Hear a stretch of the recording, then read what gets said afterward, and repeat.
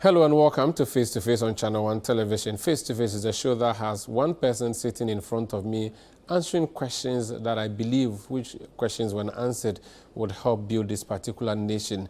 Every week we bring you one new guest and we talk about the issues that matter to you. Today our focus on Face to Face is education. It is a subject that bothers all of us. My name is Umaru Sandamadu. I'll introduce my guest for you and explain why he has a locus to answer the questions and help us build our education further.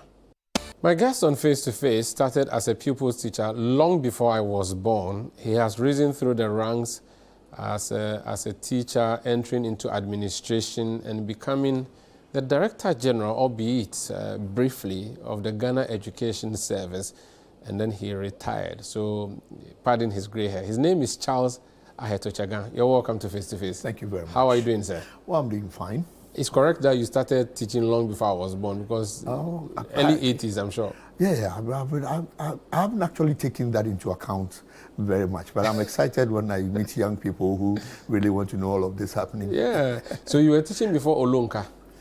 Olonka was still around. Okay. Yeah, Olonka was still around. So no, Olonka is the famine, the hunger period, the 1981, 82, oh, 83. yes, In my village, they called it Olonka. Yeah, oh, good. I was teaching before then, wow, because I was still in the university doing a number of things. And that was the time that I was going through the formal education in terms of becoming a good teacher. So did you go to teacher training college or you went to university? No, I went to university training college. Okay, what is that? What's that? University training college is where you train graduates in the university. Oh, do we still have that? Right now, that is what we have with the delivery on all of these BSc education, B.Ed education, and all of that. But B.Ed is a first degree. B.Ed is a first degree. So what you did was also a first degree? Was also a first degree, but I majored, if you went to KVAS, you did education automatically. Okay. So KVAS, you did a concurrent program, and so I majored in history, and then I did a diploma in education. So did you have to finish your 4-year university degree before going to do this, university training? You were doing it side by side. So after 4 years, you have a degree? After 4 years, you have a degree and a diploma. So the diploma makes you qualified to teach? The diploma makes you qualified to teach. Is that similar and equal to the teacher training college certificate that is given now? I think if you do a reverse analysis, it is similar to what they are doing right now. Okay. Yeah. Okay. So you go to university, you go and get your degree, but also learn to be. Is that because you volunteer to be a teacher, or the schools decide that these people will be good? No, you. In fact, if you accept to attend University of Cape Coast, even if you are doing a course like Bachelor in Secretaryship, you are being trained as a teacher to go and teach. Okay. Let's say education, to go and teach secretaryship. You know, so, but again, the course was so, I mean, I'm using secretaryship for example. It was so pleasant that, you know, managers actually opted to have them in their offices rather than, they entering into secondary school. But some actually entered into secondary schools to teach. So UCC was the education training institution? That's right, for secondary education. Is it that we didn't have training colleges at the time, or we did? We had training colleges at the time. They were offering the certificates and post-sec courses and all of those. So you taught from 1980 something? Yeah, so 1980s, I was teaching in my father's school, which was like doing pro bono service because it's a family business. Then, after I graduated from the university, I taught formally at the secondary education level. So this was 1985? This was 1985. So you've been teaching from 1985 till you retired as a Director General? Yes. I was teaching for the most of that period. But when I became Director General, a few years, then administrating entered and other things, Did you have to become a headmaster as well at a point? Yeah, I was a headmaster at a point. So you taught, which schools did you teach in? Do you remember? Yes, I remember. I actually was posted to Boku. In fact, I started teaching at the secondary level. I started teaching at Wesley Girls. That was before the National Service postings came out. When it came out, I was posted to the Upper East region. So I had to travel all the way to go to the Upper East region in Bolgatanga. At Bolgatanga, we learned that I was posted to Boku Secondary School. So I had to now proceed to go to Boku Secondary School. We were fighting to go and teach at Bolga Girls, but it didn't happen. The headmistress didn't want us there. Okay, it means that there were female teachers in Bolga Girls. Oh, there were a lot of female teachers in Bolga Girls. Yeah. So you went to Boku Sec, yes, taught there? I taught in Boku Sec. So your first posting was to a secondary school? It was to a secondary school. So you've taught secondary school your whole life? I've taught secondary school my Not basic whole school? life. No basic school. Oh, yeah. So from Boku Secondary, where did you go to? Do you remember? From Boku Secondary School, then I was elevated to Boku Sec Tech. Why do you say elevated? Elevated, and I'll explain that one. I was elevated because then now I ceased to be one of the normal regular teachers to a position of headmaster. Okay. You know, so they fast-tracked my appointment, you know, and pushed me to heading a school. Because it came with what Jerry Rollins did with the 250 senior secondary schools in his time. So they had to fast-track some people in the system, you know, after considering their performance, to go and head those schools and ensure that the schools will So it means from that period you have been playing administrative roles as headmaster alongside teaching? Yes. What subjects were you teaching? I was teaching English, history, and Bible knowledge, or Bible studies. Okay, okay. I wanted to be a teacher. Okay, I didn't want to be a teacher. Mr. Paul Jineku, my former headmaster at Temasco, said I should do teacher. I went to Akachi Training College to write the entrance exams and I failed. Okay, and I'm happy I failed. Because I didn't want to be a teacher. He forced me. So that's where I'm actually going to start my questions off from. Yeah. The teaching profession, when he advised me to go, he said because they would give me allowance and I was from a poor home, I couldn't afford university fees, so go to teacher training college, they'll be paying you while you're learning. Was that what motivated you to go to training college? And do you think that's what motivates people to go to these colleges? Or you think there's this genuine desire by some people to be teachers which they come and exhibit in the classroom? I'll start from the genuine desire. I don't think it's a genuine desire. We have come to realize that for many people, teaching is a stopgap and provides an opportunity for them to progress to other things. So they go through the rigors of the training, and eventually, once they come out, they realize that, oh, that could be an interesting profession to be in, and somehow they stay. Some don't stay, and they look for other, what they call greener pasture, and then get into that level. So the other part of it is that they were giving allowances, yes, but that was added colleges of education now. Now colleges, or they call it training colleges then. No, they call it colleges. Now, so they were giving them allowances. It was a strategic decision, so it was fine for people. So for a lot of people who did not have, who came from poor families but still wanted something to do, opted to do teaching, because then they will get money while they are still in school. And that encouraged them to go. My mother wanted me to do that approach because after Form 5, my mother wanted me to enter the training college. And I said I was not going to do that. That was not my interest. Okay. I wanted to go into the university. But again, I was not particularly too sure whether I was opting to become a teacher until I entered the University of Cape Coast. Then it became mandatory for me to do an education course. You know, because whatever course at that time you did in University of Cape Coast, you do an automatic diploma in education. Oh, so you weren't dreaming to become a teacher? You just I wasn't dreaming to become a teacher. Do you regret becoming a teacher? No, I don't. It's the most exciting thing now for me. And I think that I would say that when you reflect on what you are today, you might want to take a little stint around teaching.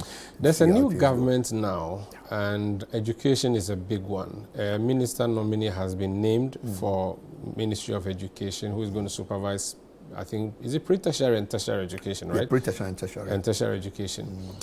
I want us to look at the challenges with our education sector. Some of them are obvious, some may be subtle. I want us to look at the challenges in our education sector to help shape the vision and policy for fixing education for the next 4 years. Starting off with the basic school.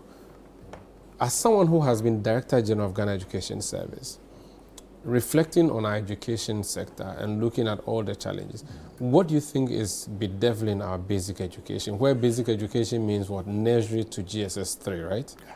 What is the problem there? The problem there is the lack of consistency in support to the basic education.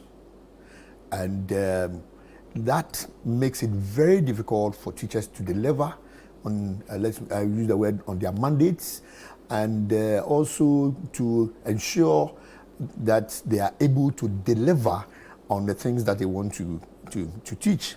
So it becomes very challenging.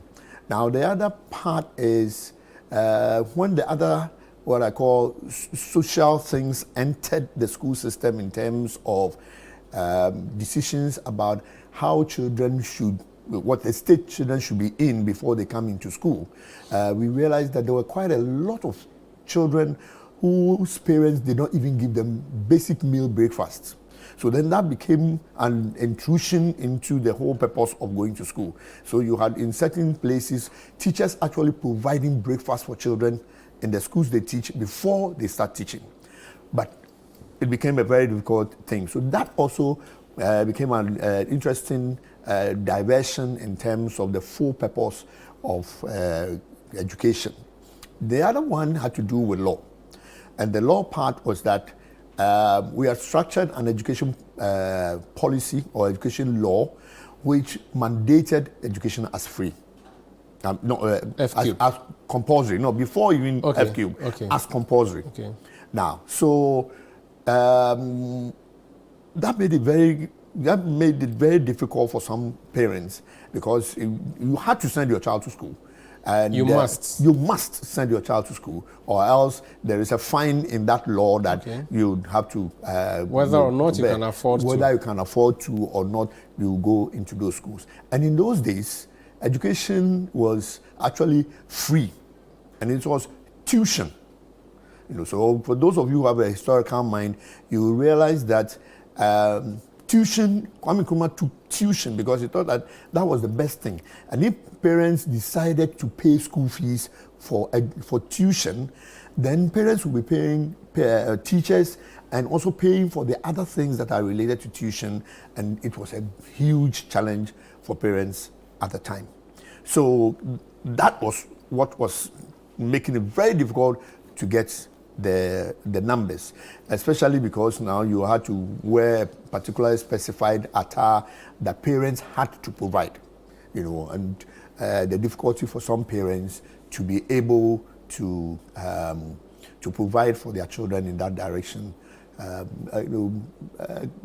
highlighted the issue that we needed to look at education differently.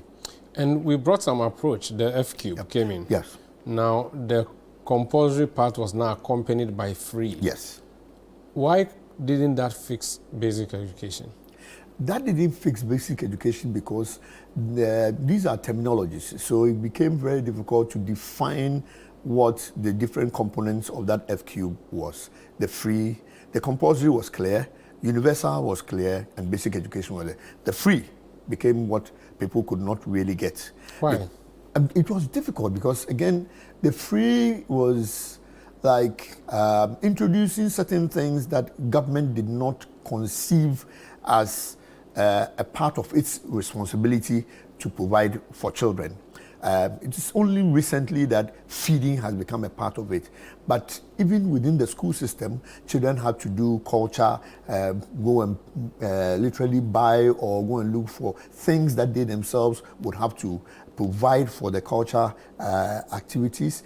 There were issues around other counseling matters that parents contributed money to, some of the sports things where parents had to contribute, and it was just getting quite difficult for a lot of parents who did not have the wherewithal to be able to deliver these things for their children. When I was in school, and that was not many years ago, we had textbooks that had Government of Ghana property, strictly not for sale. So there were free government textbooks that students read in class. Yes. I don't know if that's the same situation now. Do you know? No, now it's not. In fact, I know that was extended to the secondary school. And so you had, when they started the new education reform program and began with the JHS and SSS, there were government books that were published, and government provided those books. Yet they were not as free as you would consider. Students had to pay an amount for it. What we had was the books were in the custody of the school. Yes, the books were in the custody. And then they'll distribute it when it's time for you and the students actually, at the basic level, that was a bit not too clear. At the secondary level, students actually paid. And I remember it was 6 CDs for all books that you will get for coming into school. What about the school feeding? It was supposed to encourage students to come to school. Yeah, the school feeding became an issue somewhere in 2005. Okay. Right for the period before then, it was considered to be a responsibility of the parent to feed your child. So you go with your chop money? You go with whatever food you want to, whatever amount your parent will be able to provide for you. Government considered it a parental responsibility, feeding and clothing. So you provide your own school uniform, and then you provide your own food by way of things. So then we allowed people to come and sell in the school system, so that when they go on break, they go to something. So the canteen system. The canteen system was not in the schools at that time. Okay. Basic schools did not have canteens. The canteen system was only in private schools. There was private schools that were providing the canteen system and other things related to feeding. But even in that respect, parents actually paid the money to be able to get all of those kind of quality services, at that. So in 2005, we decided that let's feed the children. Yes. Was it supposed to be for all schools or for some select schools? And how has the implementation been? It has been very, very dicey. Right from the beginning, again, there was a problem of defining whether it's for all schools or for a selection of schools. Now, then, the whole process was encumbered by the fact that the decision to feed children was no longer education decision, but given to the district assemblies or the assembly concept. So they took the whole feeding process out of the education system and made it a district assembly. So that became a local government ministry. Local government ministry. Supporting education ministry. So two different ministries playing different roles for the same. Playing different roles, yes. Okay. And whenever we see videos and pictures of the food that is served, it always looks bad. What could have been done right? Because when you listen to the caterers, they tell you that the government contribution is 90 pesos per child. Yeah. I don't know whether it's per day or per semester. Clearly, you would not expect proper food to come out from there. You see, that was, I would say that may not really be right, because we were leveraging on numbers with the 90 pesos. Okay. The 90 pesos will give you, and it was once a day. So you are leveraging on the 90 pesos to provide food for specific schools with specific numbers.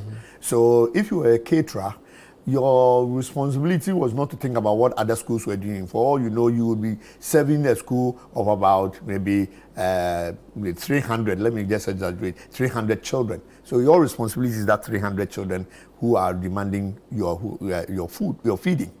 Now, so that one was where you would leverage on the small amount, and you get a huge amount to be able to prepare a meal over time.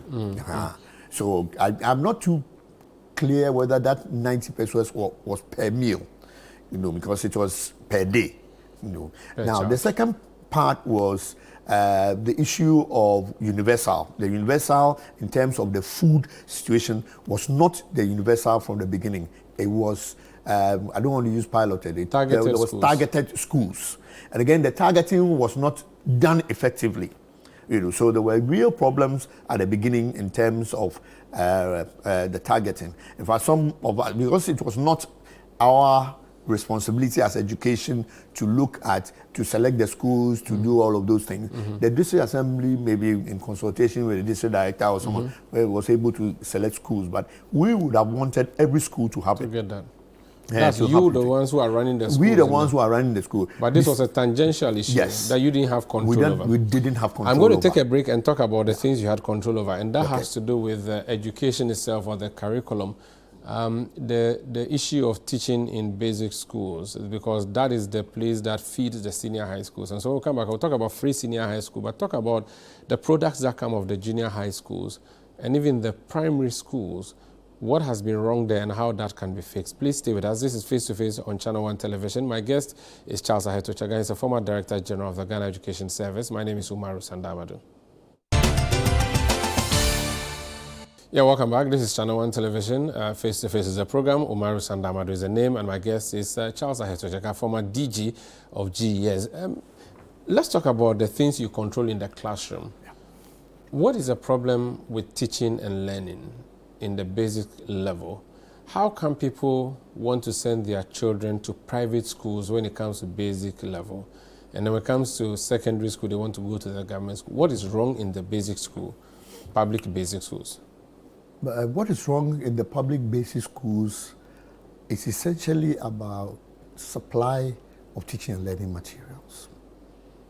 And again, some aspects that have to deal with supervision and a lot of the challenges that we had with teaching, with teachers being present in school.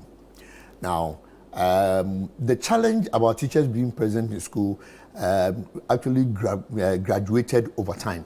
So it became very prominent, especially at the time that the NDC took over, and then the minister highlighted that problem. But she highlighted it because somebody had done a research that indicated that our time on task was very, very low. Now, so besides, I mentioned earlier that you don't have a lot of teaching and learning materials in the schools. Mm-hmm. Now, it was all due to supply. Government was producing the books. It is part of the tuition. Now, what surprised a lot of us was that teachers didn't have control over those things. There were requirements that would even support the teachers to be able to help their children learn. So there were schools where they didn't have enough of the materials that they required to be able to conduct effective teaching and learning in schools. And oftentimes they were not available because certain resources didn't make them available in time to be able for teachers to use in schools when they needed those things. And let me add quickly that it was not only about textbooks, about critical things like chalk, like the gadgets that teachers needed in the class to be able to teach. You know, those things were not there. Then when it comes to the children, you discover that a lot of the furniture and the infrastructure itself, you know, started getting destroyed and were not replaced, and children were eventually becoming very bored and literally restless within the classroom setting. So those were the challenges that were within the classroom setting. So you had also an environment where you know, we had teachers, you know, using corporal punishment in the class and using more or less rote learning to be able to get the children to go through their education. Does it mean that some of the teachers were not properly trained, properly qualified, or were disinterested in training the children? What could have been the problem? In fact, it's a mix of all of that. I think that a part of it, properly trained, had to do with the colleges of education, and the fact that the supervision, you know, had to be done to ensure that some of the trainings were there. But once they had good training, you know, the situation in the school became a disincentive for them to deliver the kind of things that they had learned within. So the teachers were good? The teachers were good. The children were also good? The children were also good. So what was the problem? The supporting things that will help teachers to be able to do their work. It's just like, I mean, you need cameras in this end. You say you want to record a program. You go inside the studio and then you don't have the camera. The cameraman is... All of those kinds of problems. So those were the things that actually let down the teaching, you know, and literally dampened the interest for a lot of teachers along the line. Corporal punishment is what, lashing, right? Corporal punishment was lashing, yes. It was abolished. Yes, it was. What was the idea behind the abolishment, and what do you think of the abolition of lashing or caning in schools? Yeah, the lashing or let's say caning in schools, abolishing it was proper. It was apt. Because teachers now had only one tool for maybe helping children to learn. It's just like a carpenter who only has a hammer. Everything is a nail, you know. So they were not able to think about other ways by which they could encourage the children to learn. Beyond threats. Beyond threats. You know, so that was also becoming a disincentive. So although it took time for that to be abolished as a way of helping teachers to think through other means of ensuring that children are able to learn, you know. But as someone who taught what? Bible, did you say you taught Bible study? Yeah, Bible study. Spare the rod and spoil the child. Yes. What happened to that principle? Yeah, that principle was there. It was used a lot in the Presbyterian schools, and they didn't even encourage some of the children. It had a long-term effect on some children, and not all the children are the same. Some people can bear the caning, others could not. Yeah, but if you didn't give the power of discipline to the teacher, then it means they had no control over the subjects that they were teaching, the children that they were teaching. Yeah, well, those children could become agangalia, they could become stubborn. No, you don't need caning to do that, because there are other things you could do in the classroom besides caning that could encourage children to learn. You know, a kind of a friendly environment that sees the teacher encouraging the children and having a fine way of understanding some of the challenges they were having in terms of learning the thing. You could have a teacher in the classroom who says, I'm teaching fractions, and a child doesn't understand that whole principle of fraction, and instead of taking time to understand that the child cannot get a clue to that process, you continue beating the child and beating the child and beating the child. It's completely disincentive. So you think the cane should continue to be out of the classroom? The cane should continue to be out of the classroom. And could that not be the reason that we are seeing poor performance? No, that could not be the reason why we are seeing poor. No. How can we fix the challenges or the poor performance? Because ultimately, the way to test whether children are doing well is the BEC results. Yeah. How can we improve on that? Yeah, the BEC results, we can improve on that if we ensure that the children, we have all the materials in the school, we have teachers in the classroom, and we have a kind of interaction that is friendly. And that is what they've been introducing now.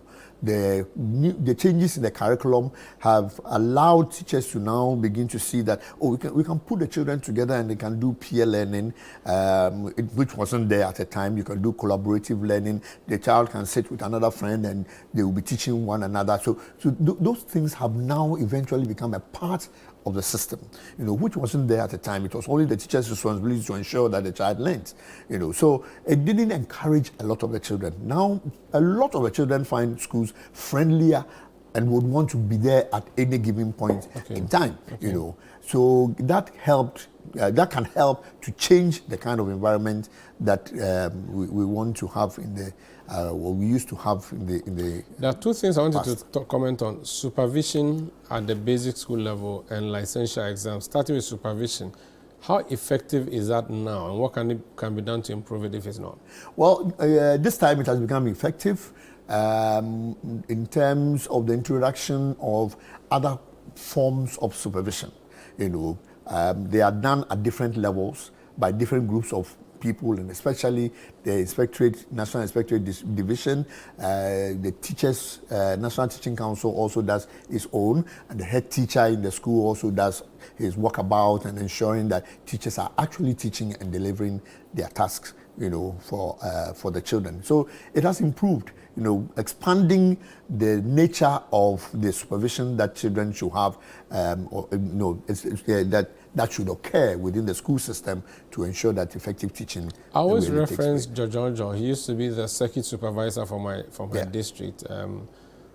Do we still have those people? He had a motorbike where he would come to our school almost every motorbikes were introduced for circuit supervisors. Those, in fact, with the coming in of circuit supervisors also. We still have them? We still have circuit supervisors, but their roles have changed now, and their titles also have changed. Now they call them school inspection and support officers. School, not inspectors, school improvement and support officers. Okay. School improvement. But and they don't play the same role anymore? They don't play the same role anymore. They have included in their roles a system of coaching and mentoring, which allows them to do something with the teachers. So they mentor the teachers. They mentor the teachers, and who then, because the teacher comes to your class and he comes to do a class observation, So then, after the observation, you have a time with the teacher, and then you address some of the things. The teacher raises some of the concerns and all of that. What do you think of the licensure exams for teachers? Well, I have a very interesting view of the licensure exam. And I'm taking it from the legal point of view. The legal point of view is that if you want to have professional teachers, then all teachers should be licensed. So you don't have anybody entering a classroom and then to go and teach. In the past, we had what we call people teachers who went in and they came from all sorts of backgrounds. You couldn't even ascertain the quality of their training, and it became a very serious problem. There were some people teachers who were very good. Some of them eventually went into college, training colleges and acquired certificates to become real teachers. Those require license so that they can call themselves professional. In the past, it was very difficult to describe teaching as a profession, even though we in our training consider teaching as a profession. But we needed a license, to be able to do to execute our tasks properly in terms of the assurance on the job. Even to the extent that in management, we kept thinking that, teachers have a lifespan. In other words, if you went to a training college to go and train as a teacher, you had a lifespan. People were putting it at 5 years, people were at 8 years, so you could leave, because we will always find a replacement for you. So should we keep the licensure exams? We should keep the licensure exams. It's very important. And let them keep writing. Yeah, and let them keep writing. But the process of writing it is what the NDC has indicated it will change. Very well. That doesn't take the real value out of that system. License. The license is required to ensure that we have professional teachers in the schools, and it will eventually improve the system, because then it will end up enforcing the rule in the private sector also, that you can't employ a teacher in the classroom if the teacher doesn't have a license to teach. Let's go to senior high school now, which used to be called secondary school. What are the issues in our senior higher education system? And this is before free SHS. What are the key things we need to fix? And there's a view that free SHS was implemented prematurely, and that there were a few things we needed to fix before. What do you think we should have done with free SHS? Well, senior high school, sorry. Senior high schools, you can't make a whole blanket statement on that, because there were senior high schools that were performing. It had to do with the whole issue of supervision, or some people would say the administration of the school. I mean, a good senior high school has a good headmaster. And if you see a good headmaster, you will see that it reflects on his or her school, or headmaster or headmistress, because they were both in both sexes. So administration was one of the challenges. Ensuring that teachers were in school and enabling the children to have the materials in the school to be able to prosecute their studies. Those were the responsibilities of head teachers, of headmasters in the school system, and ensuring that other things that students needed were provided for them to be able to do their studies very well. The other thing that we had to deal with was that textbooks were not available now. We had two levels. We have the Form 1 to 3, who were just in at that phase, just doing anything before the JHS came. Now they were doing, a variety of other things, not really connected with what they wanted to do. It was a preparatory stage at the secondary level.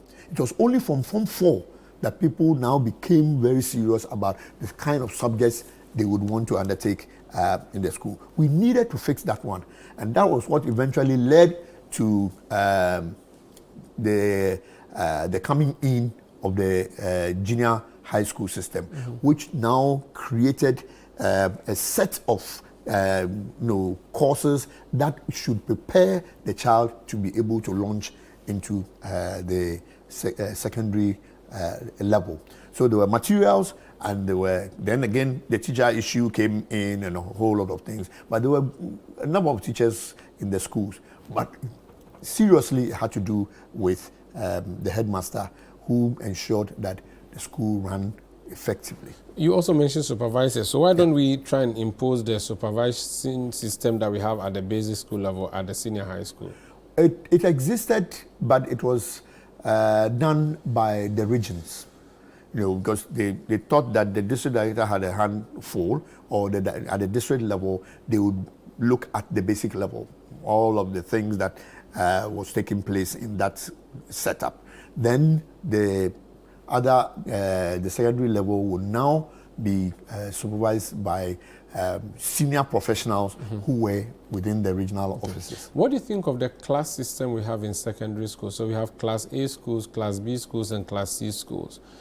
Was that necessary, and is that going to improve or help with the learning in schools, or is going to make students fail because automatically they've gone to Class C schools, for instance? I have a challenge with that, because again, I do not recollect at any time that we drew a criteria for that class or category system. We don't have a criteria. I mean, today if you talk about category A, what is category A? Which schools fit the category A? So it's not very clear which kind of schools are in the category A. But we know that some of the old schools whose headmasters had built a strong educational foundation for those schools are some of the things that we've collected and put together. So you have Wesley Girls, Holy Child, and now this time they are even identifying what we call category A schools from either the district or the regional level. I was thinking that we could be more strategic in terms of categories. I am not in favor of that approach, because then it limits the whole school system to only academia. But we are looking at a secondary school having all the facilities that it requires to allow children to go through a very good course. Regardless of the category? Regardless of the category. So that is the one criteria, that a school should have dormitories, should have classrooms, should have good tables and chairs, should have a dining hall, should have an administration block, and those kinds of basic things. Should have a library. Any school that doesn't have that is a lower level secondary school and could be classified as that. But then it doesn't stay there. The idea was to raise up all those schools to come to the same level, and to a point where we will not even be talking about classes, because every school has what it takes to be able to do that. And I think that it has a little bit, and that's my view, I think that it has a little bit of to do with our own perceived elitist approach to the way we live here. The guys who say they have money sit in the front of the pews, regardless of whether their money is genuine or not. Once you are able to donate well to a church, you'll always get the front seat. So we have schools that had created a name for themselves, and they will be in the front. Now, so all what we saw was that it now created a situation where every school wanted to prove itself, which was good, but prove itself through the wrong way. Examination, more practice. Then it set in. And it became very, very difficult for the system to manage that challenge. And so you have schools going through examination, more practice, and doing a lot of things so they can stay on top of the Let me take a break. This is a face-to-face. My guest is an educationist. He's been Director General of the Ghana Education Service. We're working through education from basic to secondary, but we've not talked about free SHS. So we'll come back. That's what I'm going to ask him. If Mahama appointed him coordinator of free senior high school, what would be the things that he would do to fix that? Please stay. You're welcome back. This is Face to Face on ChannelOne TV. My name is Omaru Sandamado. My guest is Charles Aheto-Tsegah. Mr. Former DG of GES, if President Mahama calls you tonight and says, Charles, I know you've done this work for a long time. I promise Ghanaians that I'll fix free senior high school. I'm appointing you the man in charge of coordinating free senior high school. But first, I want you to give me a paper on what is wrong with free SHS and how it can be fixed. What would you say to him? Well, in answering his direct question on what is wrong with free SHS, I'll tell him that it is management of the secondary schools. Once the management of secondary schools were taken away from the headmasters, who had a responsibility to ensure that their schools work, then we undermined the authority of the headmaster in terms of ensuring that everything in the school system worked. Explain that. How was the management taken away? The management was taken away. If you refuse them in terms of directing what kind of meals to prepare for the students, then you are taking a big chunk of the work away from them. If you refuse them to deciding what kind of meals the children can eat, you are actually taking away a strong power for them in terms of their feeding. If you don't give them the right to decide on how to ensure that there are regular replacements of torn books and all of those things, you are affecting them. If you refuse to allow them the chance to literally have control over the teachers who teach in the school, for them to be able to decide whether a teacher can continue to be in that school, you have taken a big chunk of the whole administrative thing out of them. But you have to take it from them because you brought a policy and you know what the focus is. So you have to put someone in charge of coordinating those. Yeah, if you take it, then you might as well go and sit in the different schools and manage the schools. Because that one is what I call an in situ management. So you cannot sit in Accra and think that you are managing the whole of the secondary schools. So you think headmasters in secondary schools had their powers usurped in free SHS? Seriously had their powers usurped. And that affected them? That affected the whole free SHS. Is that the only problem or the biggest of the problems? That is the biggest of the problem. And again, some of the things that other directives were given to headmasters, to take certain, to do certain things that they thought they could have done. If you remember, there was an issue about health issues in the schools. I mean, you take away the power, you bring in a lot of children into a certain space that could take a fewer numbers, and then you say that you cannot, you don't even have money to buy fuel into your school bus to be able to take the children to the hospital. So when a child is sick, how do you handle that situation? Who gives the directives? It may be the house prefect, the house master or mistress in that case. But then the house mistress defers to the head, or defers to the senior house master, who also defers to the head. The head is an ever-present authority within the secondary school system, literally being identified with the schools that they head. So when you make their powers diminished, then you are virtually undermining the whole secondary system. So give back the power of the headmasters to them. Give back the power of the headmasters to them, and that is what the president has promised to do. Which means let them go to the market and buy tomatoes. The headmasters have never gone to the markets to buy tomatoes. The headmasters will sit with the BESA and decide, or have a team of people who decide what to be bought and all of those things. He has oversight over all of those things. He might not sit together in a committee to decide what the children will eat, but he knows, because he has to approve with the release of funds to be able to do the procurement and all of these things. And this day we have introduced a procurement law, so we have procurement officers in schools who will now be checking all of those things. The headmaster must have an insight into everything and ensure that. What else can be done to ensure the free SHS is smoother? So the key things people talk about: infrastructure, the traffic light system. Yeah, that is very right. Infrastructure is one. I was even having a chat when I came here with one headmaster in terms of the numbers of children that have been posted to their school.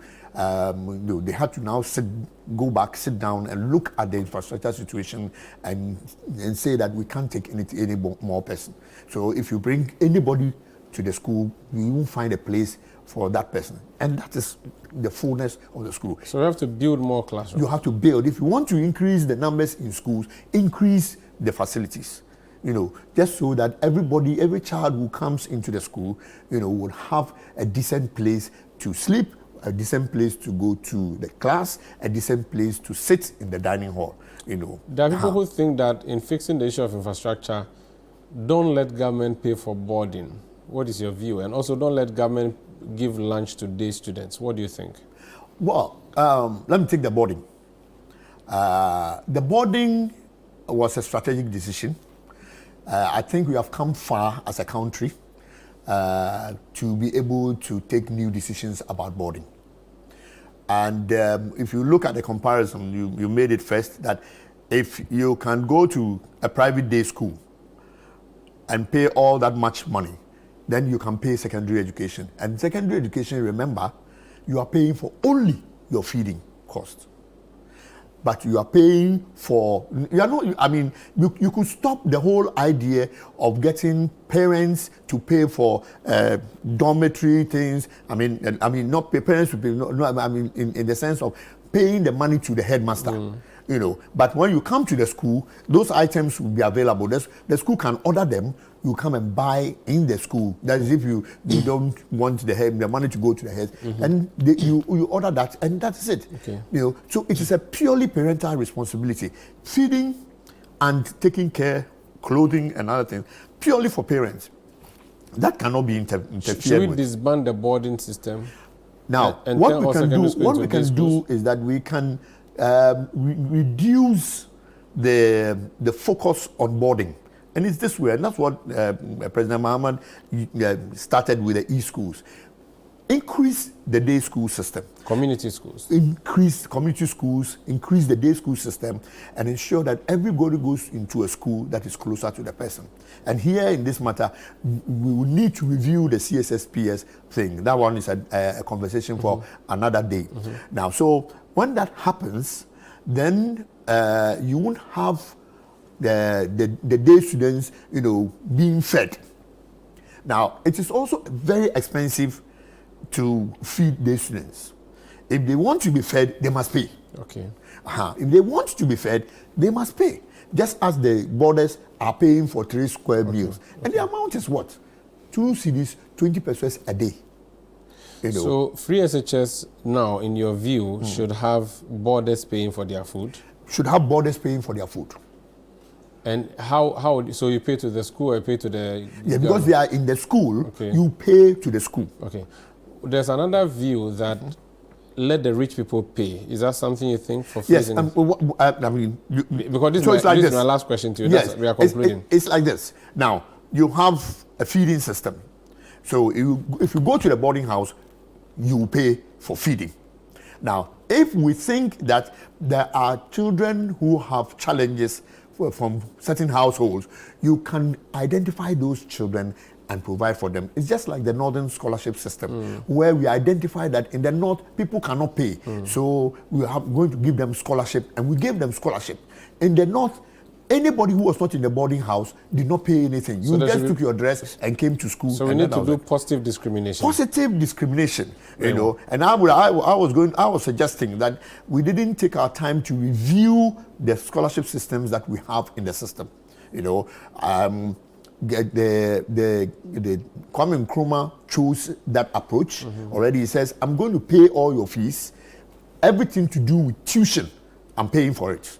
Government will pay for tuition, but government will not pay for your feeding. Okay, that's so pay for your feeding, and in paying for feeding, what they did was that they found places where headmasters can get food at a cheaper cost. You know, government was still interfering, quote unquote, with the feeding system by finding places where heads could get items at a cheaper rate to be able to feed the children. And in addition to that, provided subsidies. Every child had subsidy in the school system. So even though you are paid fees, 2 cedis, 20 pesos, well, who can feed a child 2 cedis, 20 pesos, breakfast, lunch, supper? It's impossible. So if you do that kind of arrangement, then it becomes easy. Now, if you identify that some children cannot pay, like LEAP, You have identified families who cannot pay. Poor. And you have poor families. And we are doing it, so identify poor children, yes, and quote help unquote, them effectively. Yeah. But you are failing to identify children who come from poor families so that you give them scholarships to go to school. Thank you so much for joining us on Face to Face. That's right. Thank you very much. That's Charles Aheto-Tsegah. He is a former Director General of the Ghana Education Service, joining us on Face to Face on ChannelOne Television. My name is Umaru Sandamad. We'll be back next week with another exciting topic, another exciting guest. Please stay with us.